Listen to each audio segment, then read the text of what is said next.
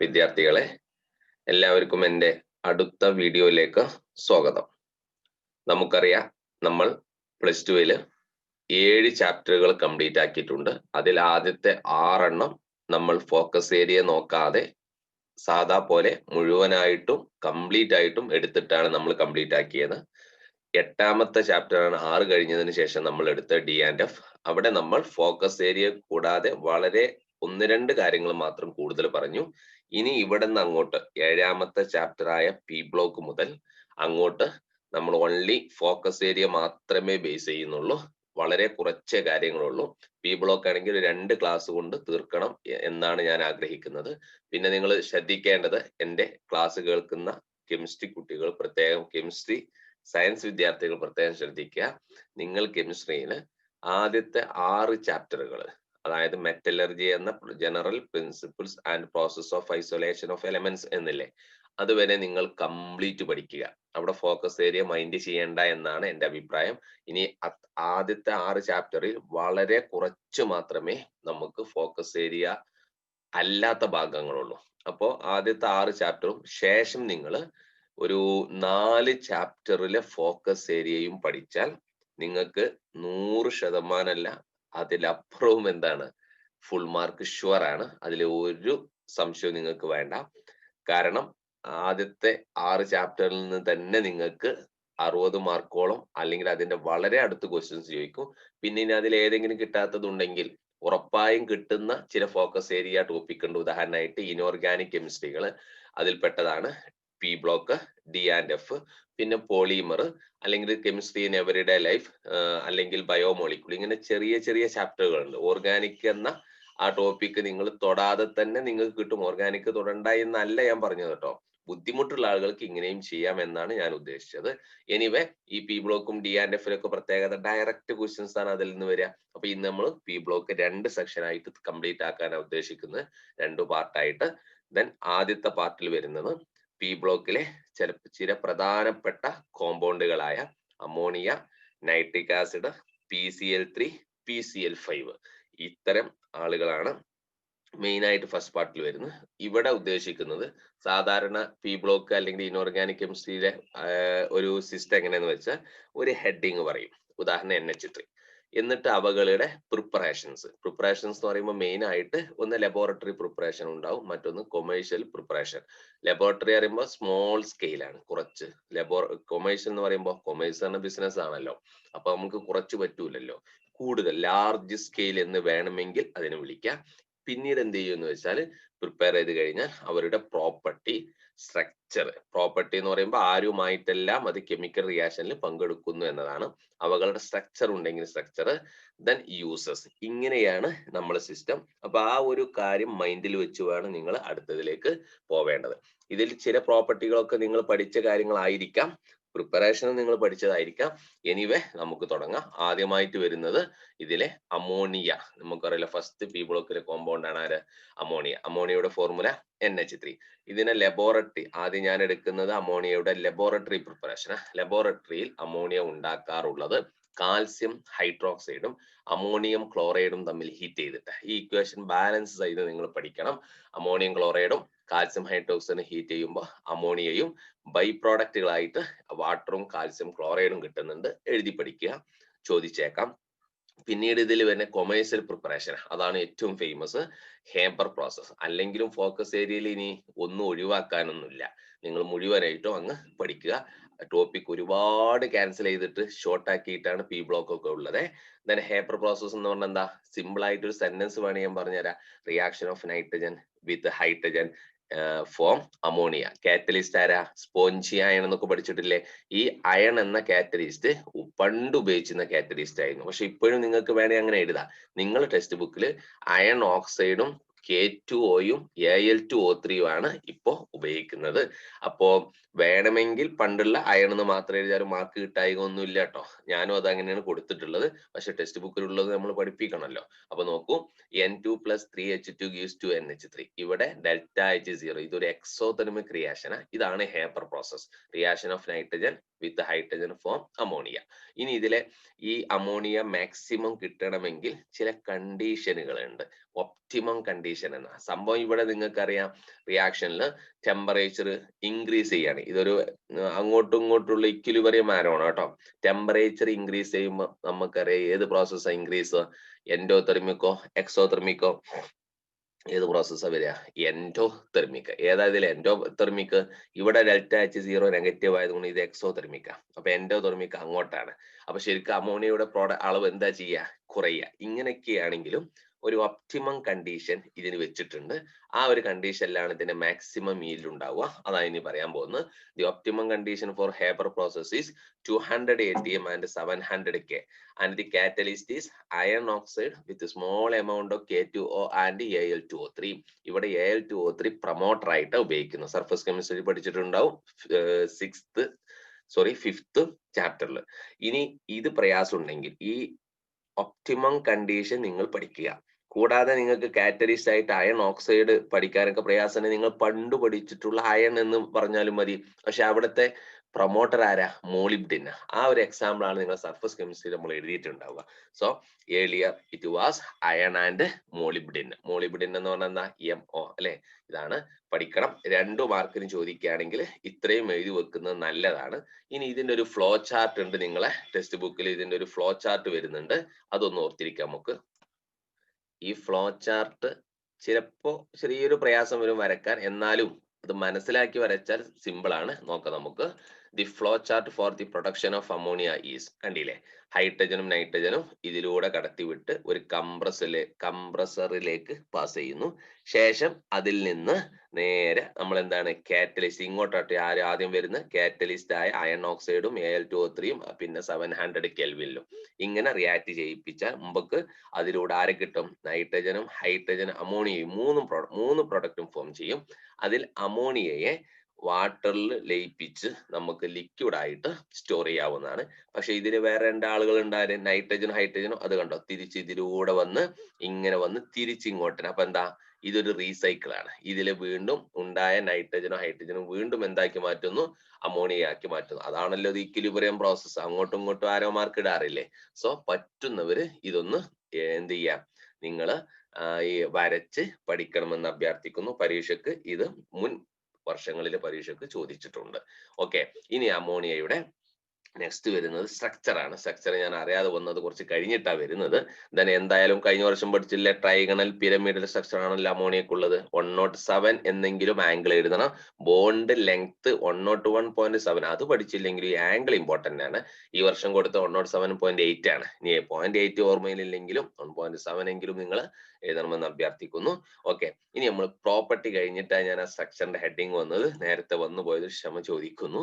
നമുക്ക് പിന്നീട് കാണിക്കാം. സ്ട്രക്ചർ എന്നുള്ള ഹെഡിങ്സ് ആയിരുന്നു. പ്രോപ്പർട്ടി എന്ന് പറഞ്ഞാൽ നമുക്കറിയാം, ഈ അമോണിയ എന്ന NH3 HCl എന്ന സാൾട്ടുമായി HCl എന്ന ആസിഡുമായി ചേർന്ന് എന്താ ഉണ്ടാവുക? അമോണിയ HCl-മായി 10th പഠിച്ചതല്ലേ? അമോണിയം ക്ലോറൈഡ് ഉണ്ടാവും. H2SO4-മായിട്ടോ ammonium sulphate. So it form ammonium salt like NH4Cl, NH4 twice SO4 എന്നാണ് ammonium sulphate etcetera with acids like HCl, H2SO4 etcetera. Okay, ഇനി അമോണിയ വാട്ടറുമായി റിയാക്ട് ചെയ്ത് എന്താ ഉണ്ടാവുക? അക്വസ് അമോണിയ എന്ന അക്വസ് അമോണിയയുടെ ഒരു പേരാണ് NH4OH, അമോണിയം ഹൈഡ്രോക്സൈഡ്. ഇനി നമ്മൾ ഈ അമോണിയയുടെ റിയാക്ഷൻ പറയുമ്പോൾ അക്വസ് അമോണിയ എന്ന NH4OH റിയാക്ഷൻ എഴുതിയാലും മതി. ഓക്കെ, അതുകൊണ്ടാണ് നിങ്ങൾ സാൾട്ട് അനാലിസിസ് ഒക്കെ ചെയ്യുമ്പോൾ ചില സാൾട്ടുകൾ, ആ സാൾട്ടുകൾ ഉദാഹരണം സിങ്കിന്റെ ഒക്കെ സാൾട്ട് നിങ്ങൾക്ക് തരും, പ്രാക്ടിക്കലിൽ ചെയ്യാനുള്ളതാണ്. ഈ സിങ്ക് സാൾട്ടിലേക്ക് അമോണിയ ഹൈഡ്രോക്സൈഡ് ആഡ് ചെയ്താൽ ഒരു വൈറ്റ് പ്രസിപ്പിറ്റേറ്റ് കിട്ടും. ആ വൈറ്റ് പ്രസിപ്പിറ്റേറ്റ് എന്ന് പറഞ്ഞാൽ സിങ്കിന്റെ ഹൈഡ്രോക്സൈഡാ. അതായത് അമോണിയ ചില സാൾട്ടുകളുമായി ചേർന്ന് അവകളുടെ ഹൈഡ്രോക്സൈഡിനെ പ്രസിപ്പിറ്റേറ്റ് ചെയ്യും. ഇത് കണ്ട് ആസ്വദിക്കും പ്രാക്ടിക്കലില്. അക്വസ് അമോണിയ എന്ന NH4OH form A precipitate of metal hydroxide. കണ്ടില്ലേ? Zn സിങ്ക് സൾഫേറ്റുമായി ചേർന്ന് അമോണിയ ഹൈഡ്രോക്സൈഡ് ഇതൊരു പ്രസിപ്പിറ്റേറ്റ് ആണ് കേട്ടോ. ഇതിന്റെ വൈറ്റ് പ്രസിപ്പിറ്റേറ്റ് ഫോം ചെയ്യും. അപ്പൊ അടുത്ത പ്രോപ്പർട്ടി അതാണ്. നെക്സ്റ്റ് വരുന്നത് ഓരോ it gives characteristic colour with aqueous Cu2+, Ag+, etcetera. ചില മെറ്റൽ അയോണുമായി അതിൻ്റെതായ കളറുകൾ തരും. അതാണ് ക്യാരക്ടറിസ്റ്റിക് കളർ. ഉദാഹരണം നോക്കൂ, Cu2+, അത് എന്ത് കളറാ? ബ്ലൂ കളറാ. അമോണിയയുമായി ചേർന്ന, അക്വസ് അമോണിയ പറയുമ്പോൾ NH4OH ചേർന്ന ഒരു ഡീപ്പ് ബ്ലൂ കളർ കിട്ടും. ഇത്രയാണ് പ്രോപ്പർട്ടി ഉള്ളത്. നെക്സ്റ്റ് ആണ് സ്ട്രക്ചർ. എന്താ സ്ട്രക്ചറിന്റെ പേര്? ട്രൈഗണൽ പിരമിഡൽ സ്ട്രക്ചർ ആണ് അല്ലെ. വിത്ത് ബോണ്ട് ആംഗിൾ 107.8 ഡിഗ്രി എന്നോ അല്ലെങ്കിൽ 107 ഡിഗ്രി എന്നോ പഠിക്കുക. അപ്പൊ ഇത്രയാണ് അമോണിയയുമായി ബന്ധപ്പെട്ടുള്ളത്. ഇനി ഇതിന്റെ യൂസ് കൂടി നോക്കാം. യൂസ് ആയിട്ട് അമോണിയയുടെ യൂസ് എന്തെങ്കിലും പറയാൻ പറ്റുമോ? ഒന്നും കിട്ടിയില്ലെങ്കിൽ ആസ് എ ലബോറട്ടറി റിയേജന്റ് എന്തെങ്കിലും നിങ്ങൾ എന്ത് ചെയ്യണം? എഴുതി വെക്കണം. പക്ഷെ ഇവിടെ ഉള്ള യൂസ് ഒന്ന് ഫെർട്ടിലൈസ് ആയിട്ട് ഉപയോഗിക്കും. ഫെർട്ടിലൈസറുകൾക്ക് എക്സാമ്പിൾ ആണ് അമോണിയ ഉപയോഗിച്ചുണ്ടാക്കുന്ന fertiliser urea, ammonium phosphate etcetera. Then അടുത്തതാണ് റെഫ്രിജറന്റ് ആയിട്ട് ഉപയോഗിക്കും, ഒരു ശീതീകാരി. ഓക്കെ, റെഫ്രിജറന്റ് ആയിട്ട് ഉപയോഗിക്കും. നെക്സ്റ്റ് HNO3 പ്രൊട്ടക്ഷൻ, അത് നമ്മൾ ശേഷം പഠിക്കുന്നുണ്ട്. ഇങ്ങനെയൊക്കെ കുറച്ച് യൂസുകൾ ആർക്കുണ്ട്? അമോണിയക്കുണ്ട്. പിന്നെ ഒരു ചോദ്യം നിങ്ങൾ പണ്ടേ പഠിച്ചതാണ്, കഴിഞ്ഞ വർഷത്തെ ഇക്വിലിബ്രിയത്തിൽ അമോണിയ ഒരു ലൂയിസ് ബേസ് ആണ്. എന്തുകൊണ്ട്? സിമ്പിൾ ആയിട്ട് ആൻസർ, അമോണിയയിലെ നൈട്രജന് മുകളിൽ എന്തുള്ളത് കൊണ്ട്? ഒരു ലോൺ പെയർ. അങ്ങനെ കെമിക്കൽ റിയാക്ഷന് പങ്കെടുക്കുമ്പോൾ ആ ലോൺ പെയറിന് അത് ഡൊണേറ്റ് ചെയ്യുകയും ചെയ്യും. Nitrogen atom in NH3 has a lone pair of electron which is available for donation. Therefore it acts as a Lewis base. Okay, ഇത്രയാണ് അമോണിയയുമായി ബന്ധപ്പെട്ടുള്ളത്. നെക്സ്റ്റ് നമുക്ക് നോക്കാം HNO3. ഈ HNO3 എന്ന് പറയുമ്പോൾ നൈട്രിക് ആസിഡ്. ഇവിടെ ആരൊക്കെ ഉണ്ട്? H ഉണ്ട്, N ഉണ്ട്, O ഉണ്ട് അല്ലെ. ഇങ്ങനെ ഈ HNO3 എന്ന് പറഞ്ഞാൽ നൈട്രജന്റെ ഒരു ഓക്സോ ആസിഡിന് എക്സാമ്പിളാ. എന്താ ഓക്സോ ആസിഡ്സ് ഓഫ് നൈട്രജൻ എന്ന് പറഞ്ഞാൽ അറിയാം. ആ പേരിൽ നിന്ന് തന്നെ തൽക്കാലം മനസ്സിലാക്കുക. ഓക്സോ പറയുമ്പോൾ ഓക്സിജൻ ഉണ്ടാവും, ആസിഡ് എന്ന് പറയുമ്പോൾ ആസിഡ് ഉണ്ടാവും, പിന്നെ ആരുടെ? നൈട്രജൻ. അപ്പൊ നൈട്രജൻ ഉണ്ടാവും. വേറൊരു ഓക്സോ ആസിഡിന്റെ പേര് പറയാൻ പറ്റുമോ? HNO3 അല്ലാതെ HNO2 പറയാം. നൈട്രസ് ആസിഡ് എന്നാണ് അതിന് വിളിക്കുക. ഇത് നൈട്രിക് ആസിഡ് കേട്ടോ. HNO3 ആണ് നൈട്രിക് ആസിഡ്. അപ്പൊ നമ്മൾ എന്ത് ചെയ്യും? പ്രിപ്പറേഷൻ നോക്കും. ആദ്യം ലബോറട്ടറി പ്രിപ്പറേഷൻ. ലബോറട്ടറി പ്രിപ്പറേഷൻ എന്ന് വെച്ചാൽ സൾഫ്യൂരിക് ആസിഡ്, മറ്റൊരു എന്താണ്, വലിയ ആസിഡ് ആണല്ലോ സൾഫ്യൂരിക് ആസിഡ്. വലിയതാണ് നീളം കൂടുമ്പോൾ അല്ല, കിങ് ഓഫ് കെമിക്കൽ എന്ന പേരിൽ അറിയപ്പെടുന്ന ആസിഡാണ് സൾഫ്യൂരിക് ആസിഡ്. സോഡിയം നൈട്രേറ്റും സൾഫ്യൂരിക് ആസിഡും തമ്മിൽ ഹീറ്റ് ചെയ്താൽ HNO3 കിട്ടും. ഈ സോഡിയം നൈട്രേറ്റിന് വരെ പൊട്ടാസ്യം നൈട്രേറ്റ് ഉപയോഗിക്കുക. അതുകൊണ്ട് ഞാൻ കളർ മാറ്റി ഉപയോഗിച്ചത് കേട്ടോ. അത്ര സാധാരണ ചോദിക്കാറില്ല. ഏതായാലും അവിടെ കിടന്നോട്ടെ. അടുത്തത് ഇതിന്റെ കൊമേഴ്സ്യൽ പ്രൊഡക്ഷൻ വളരെ ഇമ്പോർട്ടന്റ്. അപ്പൊ അമോണിയയുടെ കൊമേഴ്സ്യൽ പ്രൊഡക്ഷനും അടുത്തത് നൈട്രിക് ആസിഡിന്റെ കൊമേഴ്സ്യൽ പ്രൊഡക്ഷൻ. എന്താ പ്രോസസ്സിന്റെ പേര്? Ostwald process. ഒരു 3 സ്റ്റെപ്പ് പ്രോസസ് ഉണ്ട്.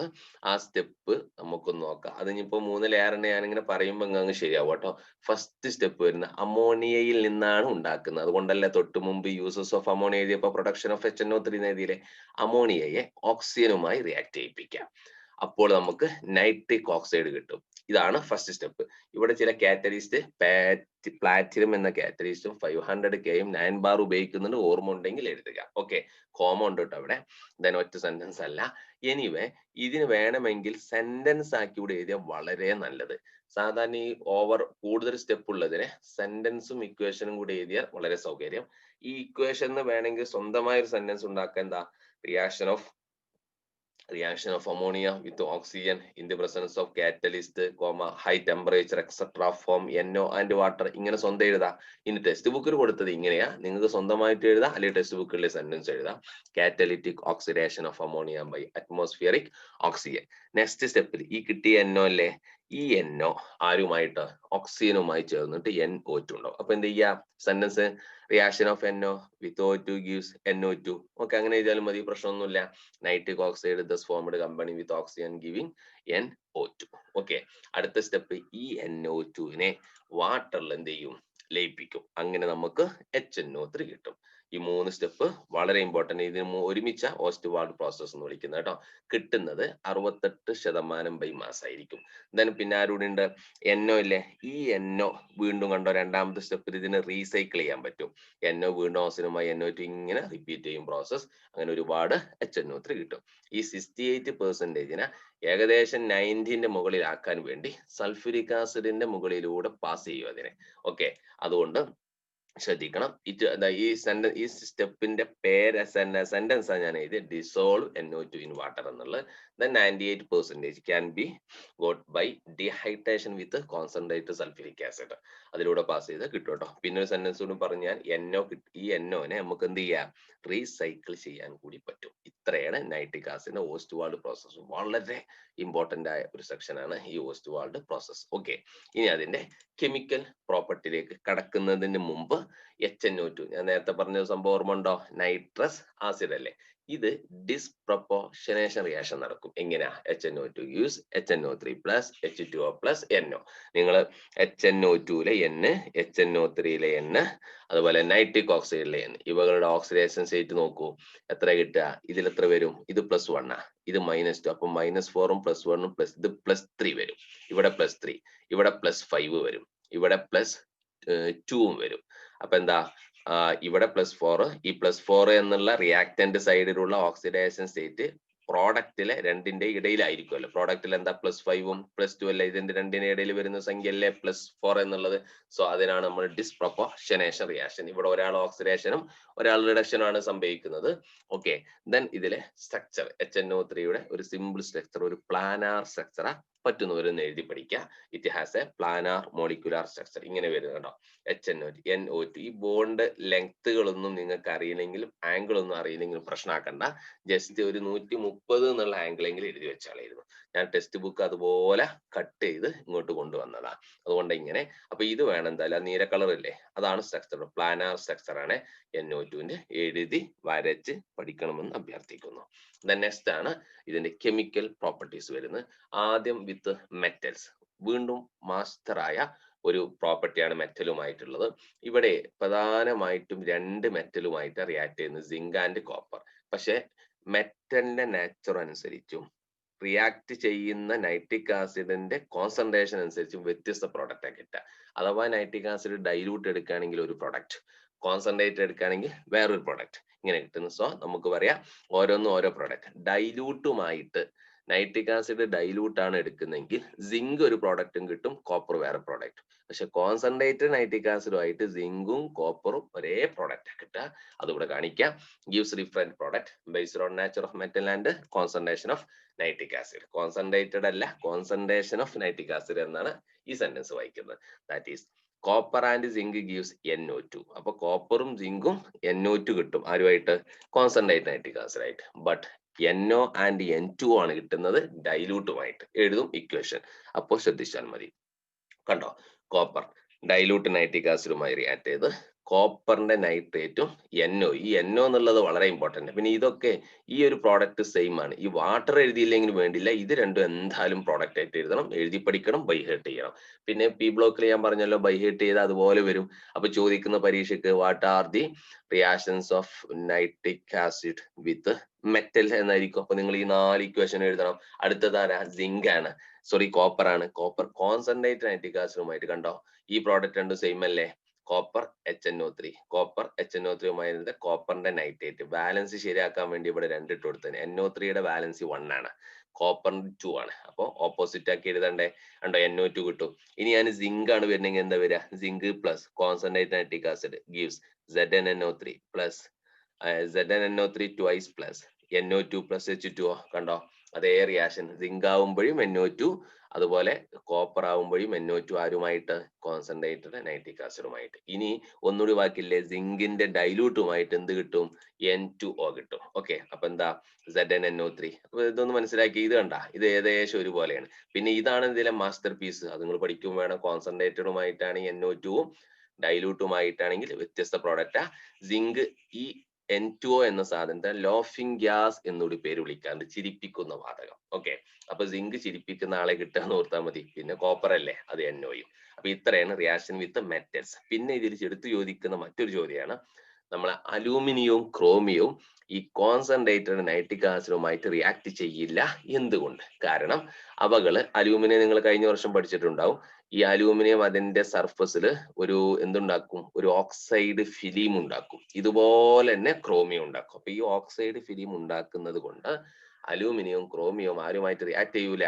ഈ നൈട്രിക് ആസിഡുമായി റിയാക്ട് ചെയ്യുക. Chromium and aluminium do not dissolve in concentrate nitric acid because they form an oxide film on the surface. മറക്കരുത് കേട്ടോ. അപ്പൊ ഇതാണ് ഒന്നാമത്തെ കെമിക്കൽ പ്രോപ്പർട്ടി വിത്ത് മെറ്റൽസുമായിട്ട്. നെക്സ്റ്റ് ആണ് ഓക്സിഡൈസിങ് പ്രോപ്പർട്ടി. അതായത് ഇത്ര ഓർക്കുക, it is a good oxidising agent. എക്സാമ്പിളുകൾ ഓർഗാനിക് കെമിസ്ട്രിയിൽ പഠിക്കാനുണ്ട്, ഇല്ലെങ്കിൽ ഇവിടെയും പഠിക്കാനുണ്ട്. നമ്മൾ DF-ലും പഠിച്ചില്ലേ, KMnO4ഉം പൊട്ടാസ്യം ഡൈക്രോമേറ്റും നല്ലൊരു ഓക്സിഡൈസിങ് ഏജന്റ്. എന്നിട്ട് ഞാൻ എഴുതിയിട്ടുണ്ടാവും it oxidise dash to dash dash to dash dash to dash എന്ന് എഴുതിയില്ലേ, ഇതുപോലെ ഇവിടെയുണ്ട് നല്ലൊരു ഓക്സിഡൈസിങ് പ്രോപ്പർട്ടി. അതിന് എക്സാമ്പിൾ ആണ് പിന്നെ എന്തെന്നറിയോ, ഇറ്റ് ഓക്സിഡൈസ്. ഞാൻ ആ സെന്റൻസ് എഴുതിയാണ് nitric acid also oxidise non metals. തൊട്ടു മുമ്പ് മെറ്റലിന്റെ റിയാക്ഷൻ എഴുതി, ഇനി മുതൽ അലോഹത്തിന്റെ എഴുതുന്നത് ഇറ്റ് ഓക്സിഡൈസ്. അയോഡിനെ അയോഡിക് ആസിഡ് ആക്കി മാറ്റും, കാർബൺ ഡൈ ഓക്സൈഡ് ആക്കും, സൾഫറിനെ സൾഫ്യൂരിക് ആസിഡ് ആക്കും, ഫോസ്ഫറിനെ ഫോസ്ഫോറിക് ആസിഡ് ആക്കും. ഇങ്ങനെയൊക്കെ ഒരുപാട്. അപ്പൊ 4 എക്സാമ്പിൾ ആയി. ഒന്നെങ്കിലും പഠിച്ചു വെക്കണം, അതിന്റെ ഇക്വേഷൻ പഠിച്ചു വെക്കണം. ഇറ്റ് എന്ന് പറയുമ്പോൾ ആരാ? നൈട്രിക് ആസിഡാ. ഇറ്റ് എന്ന് പറയുമ്പോൾ നൈട്രിക് ആസിഡിന്റെ ഇക്വേഷൻ നോക്ക്. Yeah, nitric acid it oxidise dash dash പറയുമ്പോൾ ആദ്യം ഞാൻ അയഡിൻ എടുക്കട്ടെ. അപ്പൊ ഞാൻ ഇവിടെ എക്സും വൈ കൊടുത്ത്, ഈ എക്സ് എന്നുള്ളത് ആരോന്റെ ഇടതുഭാഗത്തുള്ള ആളുകൾ. അപ്പൊ നിങ്ങൾക്ക് നാളെ ചോദിക്കാം, കാർബൺ ഡൈ ഓക്സൈഡ് ആക്കി മാറ്റുന്ന ഓക്സിഡൈസിങ് പ്രോപ്പർട്ടി നൈട്രിക് ആസിഡ് എഴുതുക എന്ന് പറഞ്ഞാൽ നിങ്ങൾ എക്സ് എന്നുള്ളിടത്ത് സി കൊടുക്കുക, വൈ എന്നുള്ളിടത്ത് എന്ത് കൊടുക്കുക? CO2. അത് മാത്രമേ മാറ്റുള്ളൂ, ബാക്കി ഒന്നും മാറ്റല്ല. ഓക്കെ, അപ്പൊ എക്സ് എന്താ? I2 വരാ, സി വരാ, എസ് വരാ, P4 വരാ, എന്താ വൈ? ഇതൊക്കെ വരാം അതിന്റെ പ്രോഡക്റ്റുകൾ. ഒന്നെങ്കിലും നിങ്ങൾ പഠിച്ചു വെക്കണം. ഏതാ ഇഷ്ടമുള്ള പഠിച്ചോ. Carbon to write an example for showing oxidising property of nitric acid എന്നായിരിക്കും. അപ്പൊ നിങ്ങൾ സിമ്പിൾ ഉള്ള C2CO2 പഠിച്ചോ. അപ്പൊ HNO3 plus C gives CO2 plus ബാക്കി രണ്ടും അറിയെങ്കിൽ എഴുതാം. ഏതായാലും CO2 എന്തായാലും വേണം, പിന്നെ H2O NO2 വേണമെങ്കിൽ അറിയുമെങ്കിൽ എഴുതുക. ഓക്കെ, അപ്പൊ ഇതാണ് സെക്കൻഡ് പ്രോപ്പർട്ടി. ഈ പ്രോപ്പർട്ടി അത്ര സംഭവമല്ല സെക്കൻഡ് പ്രോപ്പർട്ടി കേട്ടോ, അതുകൊണ്ട് അതിൻ്റെതായ പ്രാധാന്യം കൊടുക്കുക. നെക്സ്റ്റ് ആ ബ്രൗൺ റിംഗ് ടെസ്റ്റ്. ഇത് നിങ്ങൾ ലാബിൽ ചെയ്ത് ആസ്വദിക്കാനുള്ള, പക്ഷെ ലാബ് തുടങ്ങാത്തത് കൊണ്ട് ഒട്ടുമിക്ക സ്കൂളിലും സാൾട്ടുകൾ തുടങ്ങിയിട്ടുണ്ടാവില്ല, സാൾട്ട് അനാലിസിസ്. അതിനാൽ ഇത് ഞാൻ പറയുന്നത് കേൾക്കുക, ലാബ് തുടങ്ങുമ്പോൾ നിങ്ങൾ ആസ്വദിക്കുക. ഇവിടെ ചെയ്യുന്നത് നൈട്രേറ്റ് സൊല്യൂഷൻ. നമുക്ക് തരുന്ന സാധനത്തിൽ നൈട്രേറ്റ് ഉണ്ടെങ്കിൽ അതിനെ തിരിച്ചറിയാനുള്ള മനോഹരമായ ഒരു ടെസ്റ്റ് ആണ് എന്ത്? Brown ring test. ഇവിടെ എന്താ ചെയ്യാന്ന് വെച്ചാൽ NO3 എന്ന നൈട്രേറ്റ് ഉള്ള ഒരു സാധനം നിങ്ങൾക്ക് തരും. ഇവിടെ ആരാണത്? HNO3. HNO3 തന്നാൽ നിങ്ങൾ അതിന്റെ സൊല്യൂഷൻ ഉണ്ടാക്കുക.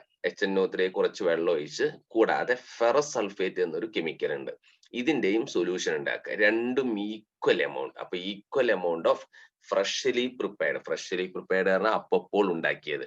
ഫ്രഷ് ലൈം ഒക്കെ കേട്ടില്ലേ, ഫ്രഷ് ജ്യൂസും കേട്ടില്ലേ, കുറെ മുമ്പ് ഉണ്ടാക്കിയതല്ലല്ലോ.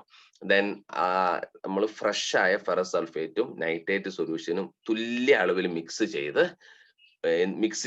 മിക്സ് ചെയ്തതിന് ശേഷം കോൺസെൻട്രേറ്റഡ് സൾഫ്യൂരിക് ആസിഡ് ഈ മിക്സ് ചെയ്ത സൊല്യൂഷനുള്ള ടെസ്റ്റ് ട്യൂബിന്റെ സൈഡിലൂടെ സാവധാനം ഒഴിക്കുമ്പോൾ ഈ രണ്ട് സൊല്യൂഷനും ചേരുന്ന ഭാഗത്ത് ഒരു ബ്രൗൺ കളറുള്ള റിങ് കാണാം, ഒരു വട്ടം കാണാം. മനോഹരമായ ഒരു കാഴ്ചയാണ്.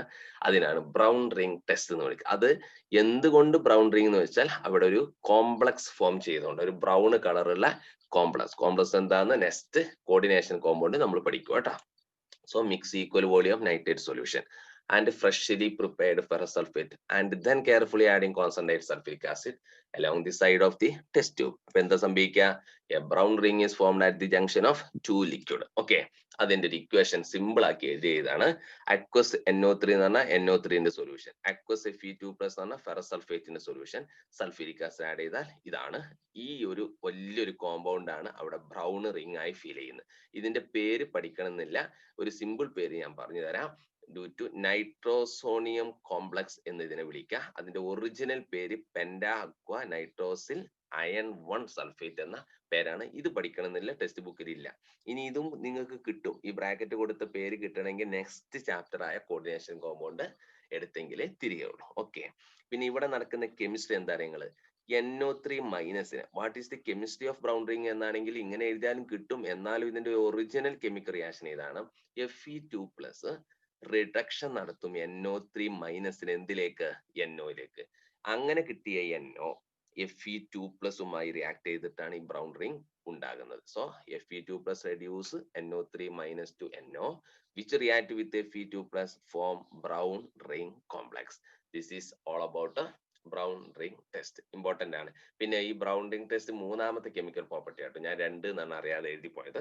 അപ്പൊ എന്താ ബ്രൗൺ റിംഗ് ടെസ്റ്റും അതിന്റെ കെമിസ്ട്രിയും എന്തുകൊണ്ടാണ് അതൊന്നും ഒരു പേടിയും പേടിക്കേണ്ട. പ്രാക്ടിക്കൽ ചെയ്ത് കഴിഞ്ഞാൽ ഇതൊരു വിഷയമല്ല, പ്രാക്ടിക്കൽ ചെയ്യാത്തതുകൊണ്ട് ചിലപ്പോൾ ഇത് എന്താ എന്നൊക്കെ തോന്നിയേക്കാം. ഓക്കെ, നെക്സ്റ്റ് വരുന്ന യൂസ്. നൈട്രിക് ആസിഡിന് ഒരുപാട് യൂസ് ഉണ്ട്. വീണ്ടും ഫെർട്ടിലൈസർ ആയിട്ട് ഉപയോഗിക്കുക, ലബോറട്ടറി റിയേജന്റ് ആയിട്ട് ഉപയോഗിക്കുക, ഓക്സിഡൈസിങ് ഏജന്റ് ആയിട്ട് ഉപയോഗിക്കുക, പിന്നെ വേറെ കുറെ സംഭവങ്ങൾക്ക് ഉപയോഗിക്കാം. അപ്പൊ പ്രൊഡക്ഷൻ ഓഫ് ഫെർട്ടിലൈസർ, ആ ഫെർട്ടിലൈസർ എക്സാമ്പിൾ. പിന്നെ എക്സ്പ്ലോസീവ് ഉണ്ടാക്കാൻ സ്ഫോടക വസ്തുക്കൾ TNT, ട്രൈ നൈട്രോ ടൊളുവിൻ, പിന്നെ നൈട്രോ ഗ്ലിസറിൻ, ഇങ്ങനെ കുറെ സംഭവങ്ങളൊക്കെ ഉണ്ട്. Next oxidiser in rocket fuel, oxidising agent. Okay, ഇങ്ങനെ കുറെ സംഭവങ്ങളായിട്ട് ഉപയോഗിക്കാം. നെക്സ്റ്റ് വരുന്നത്, അപ്പൊ യൂസസ് വേണമെങ്കിൽ പെട്ടെന്ന് അറിയാതെ ക്ലിക്ക് ആയി പോയി. ഇതാണ് യൂസസ്. പറ്റുന്നവര് ഓർത്തിരിക്കുക. എല്ലാത്തിനും ലബോറട്ടറി ഏജന്റ് എഴുതാം, വലിയ പ്രശ്നമൊന്നുമില്ല. നമ്മൾ കഴിഞ്ഞ വർഷവും നമ്മൾ ഇതുപോലെ ശീലമായതാണല്ലേ, ബ്ലോക്കിലൊക്കെ എന്ത് ചോദിച്ചാലും അസ് എ ലബോറട്ടറി ഏജന്റ് എന്ന് അടിച്ചുവിടാം.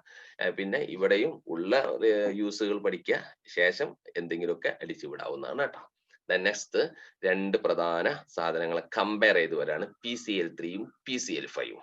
ഓക്കെ, നിങ്ങൾ അത് നോക്കുകയാണെങ്കിൽ സിമ്പിൾ ആണ്. ഞാൻ ആ കോളത്തിനുള്ളിൽ അങ്ങ് കൊള്ളിച്ചതാണ്. PCl3, PCl5. PCl3 ഒരു ഓയിലി ലിക്വിഡ് ആണ്. PCl5 ഒരു യെല്ലോയിഷ് വൈറ്റ് പൗഡർ ആണ്. അത് നിങ്ങൾ പഠിക്കേണ്ട. ഇതിന്റെ പ്രിപ്പറേഷൻ നോക്ക്, രണ്ടും ഒരുപോലല്ലേ.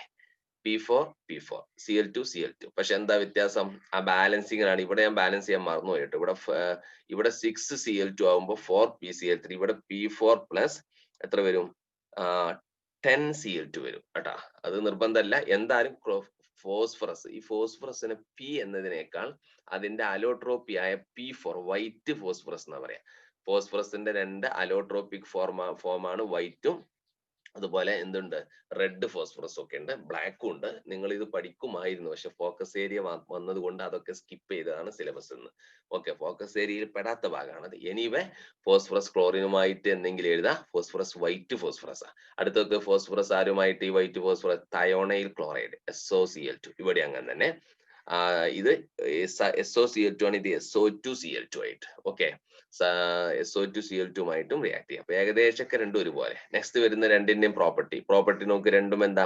ഹൈഡ്രോളിസിസ് എന്ന് പറഞ്ഞാൽ എന്താ? വാട്ടറുമായിട്ട്, രണ്ടുപേരും വാട്ടറുമായി റിയാക്ട് ചെയ്താൽ HCl ആണ് മെയിൻ ആയിട്ട് കിട്ടുക. അതുകൊണ്ട് ഇവിടെ ഒരു ചോദ്യം വരാറുണ്ട്. കഴിഞ്ഞ വർഷത്തെ അലൂമിനിയം ക്ലോറൈഡുമായി ബന്ധപ്പെട്ട ചോദ്യം പോലെ, അലൂമിനിയം ക്ലോറൈഡിന്റെ ബോട്ടിൽ വായുവിൽ തുറന്നു വെച്ചാൽ ഒരു വൈറ്റ് ഫ്യൂം ഇങ്ങനെ ഉണ്ടാവും പറഞ്ഞില്ലേ, അതേപോലെ bottles of PCl3 fumes in moisture because it form HCl. അവിടെയും ആൻസർ അത് തന്നെയായിരുന്നു കഴിഞ്ഞ വർഷം കേട്ടോ. HCl ഉണ്ടാക്കും. ഈ ഇക്വേഷന് പറ്റുമെങ്കിൽ പഠിക്കുക. എന്തായാലും ഈ സെന്റൻസ് പഠിക്കണം. എന്തുണ്ടാകുന്നു? PCl3 എയറിൽ പിന്നെ മോയിസ്ചറിൽ തുറന്നു വെച്ചാൽ, അല്ലെങ്കിൽ മോയിസ്ചറുമായി റിയാക്ട് ചെയ്താൽ. PCl3 മോയിസ്ചർ ചെയ്യുമ്പോൾ വാട്ടർ ആണ്, HCl-ഉം H3PO3. ഇവിടെ നോക്ക്, PCl5 വാട്ടറുമായി റിയാക്ട് ചെയ്ത് POCl3യും HCl ഉണ്ടാവും. ഈ POCl3 വീണ്ടും വാട്ടറുമായി റിയാക്ട് ചെയ്ത് ഫോസ്ഫോറിക് ആസിഡ് എന്നതിന് വിളിക്കുക, HCl. അപ്പൊ ചുരുക്കി പറഞ്ഞാൽ രണ്ടും എന്തുണ്ടാകും? HCl ഉണ്ടാവും. അപ്പൊ നിങ്ങള് what is the action of PCl3 and PCl5 with water എന്ന് ചോദിച്ചാൽ, it form HCl with water. എന്നിട്ട് സിമ്പിൾ ആയി ഇക്വേഷൻ എങ്ങനെ എഴുതിയാലും മതി. ഇതുപോലെ എഴുതണമെന്നില്ല. PCl3 plus water gives HCl plus other product എന്ന് എഴുതിയാലും മതി കേട്ടാ. നെക്സ്റ്റ് ആണ് ഓർഗാനിക് കോമ്പൗണ്ട്. ഏത് ഫംഗ്ഷൻ ഗ്രൂപ്പ് ഉള്ള? OH ഉള്ള. അത് നമ്മൾ ഓർഗാനിക്കിലും പഠിക്കുന്നുണ്ട്. OH വരുന്ന കാർബോക്സിലിക് ആസിഡ് വരുന്നുണ്ട്, ആൽക്കഹോളിലും വരുന്നുണ്ട്. അപ്പൊ ഈ OH ഉള്ള ഫംഗ്ഷൻ ഗ്രൂപ്പ് ഉള്ള ഓർഗാനിക് കോമ്പൗണ്ടുമായിട്ട് PCl3 ആയാലും PCl5 റിയാക്ട് ചെയ്ത് എന്താ സംഭവിക്കുക അറിയോ? OH അങ്ങ് പോയിട്ട് അവിടെ Cl വരും. അതുകൊണ്ടാണ് ഞാൻ മഞ്ഞ കളറിൽ ഇവിടെ കാണിച്ചത്. OH പോയിട്ട് Cl വരും. അപ്പൊ എന്തായി? CH3COCl. ഇവിടെയും CH3 C2H5OCl. ഇവിടെ കണ്ടില്ലേ? CH3COCl, C2H5OCl. ബാക്കി ബൈ പ്രോഡക്റ്റ് ഇവിടെ രണ്ടും സെയിം, ഇവിടെ രണ്ടും സെയിം. ആ ബൈ പ്രോഡക്റ്റ് പറ്റുന്നവർ പഠിക്കാം. H3PO3, H3PO3. ഇവിടെ എന്താ? POCl3, POCl3, HCl വേണം. പക്ഷെ ഇതാണ് ഇതിലെ ഇമ്പോർട്ടന്റ്. അതാണ് ക്ലോറോ ഡെറിവേറ്റീവ്സ് എന്ന് വിളിക്കുക. അതായത് അസൈൽ ക്ലോറൈഡ്. കഴിഞ്ഞ വർഷത്തെ ഹൈഡ്രോ കാർബണിൽ ഫ്രീഡർ ക്രാഫ്റ്റ് അസൈലേഷൻ എന്ന് പഠിച്ചിട്ടില്ലേ?